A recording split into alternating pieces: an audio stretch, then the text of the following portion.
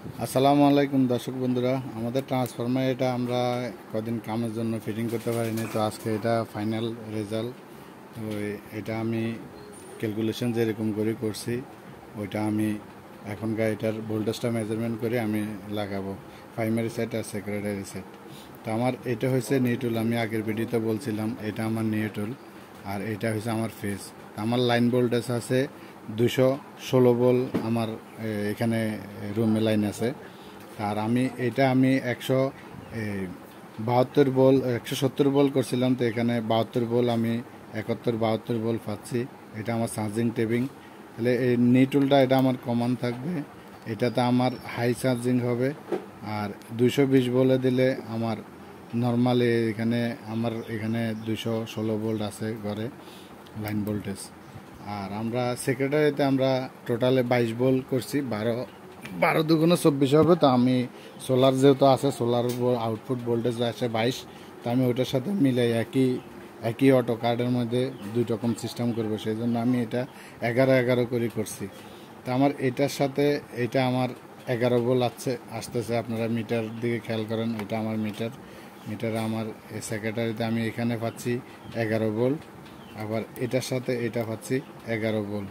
আমি যখন এই দোনোটারে যখন আমি একসাথে করে দিব, তখন আমি এখান থেকে এখানে পাচ্ছি 22 ভোল্ট। 22 ভোল্ট আসে এই। তো 22 ভোল্ট 11 আর এটা আমার 11, আবার এইটা আমার 11 দুগুণে 22। আর আমি এখানে 170 আর 220। তা আমি এটা ফিটিং করি আপনাদের মাঝে আসতেছি, আপনারা আমার সাথে থাকেন। তো দর্শক বন্ধুরা, আমরা এটার ভোল্টেজ শর্ট দিয়ে অ্যাম্পিয়ারটা দেখাচ্ছি আপনাদেরকে, পরবর্তীতে আমি ওইটাও দেখাবো আপনাদেরকে। এই দেখেন এটা কীরকম হাই অ্যাম্পিয়ার হচ্ছে একটার সাথে, আর এটার সাথে এটা কীরকম হাই অ্যাম্পিয়ার আসতেছে। এই যে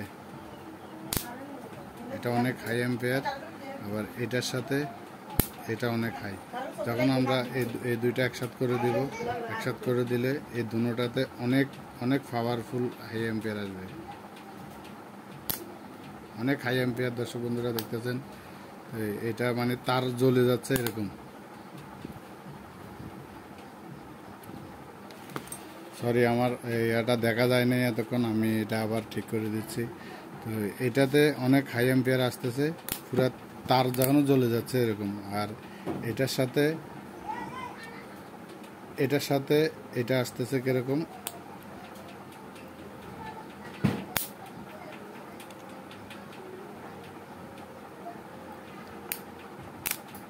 অনেক হাই অ্যাম্পিয়ার আসতেছে।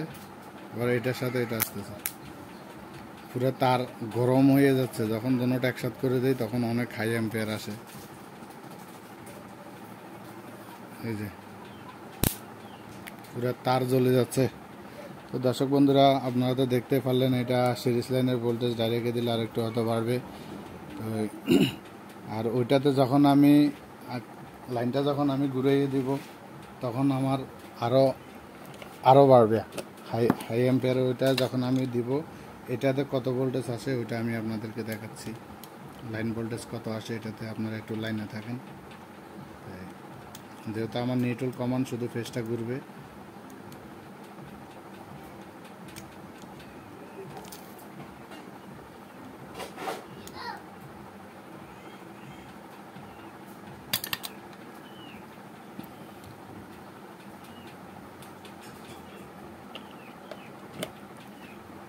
আমি আপনাদেরকে বলছিলাম যেহেতু আমার নিউট্রালটা কমান রয়েছে, ফেসটা ঘুরবে। আমার এটাতে লাইন ভোল্টেজ আসতেছে কীরকম সেটাও আমি আপনাদের দেখাচ্ছি। আমার এটাতে এখন আসতেছে, আমার আসতেছে 14 ভোল্ট আসতেছে। এটার সাথে এটা 14 ভোল্ট আসবে। 14 যখন এই দুইটা আমার একসাথে হয়ে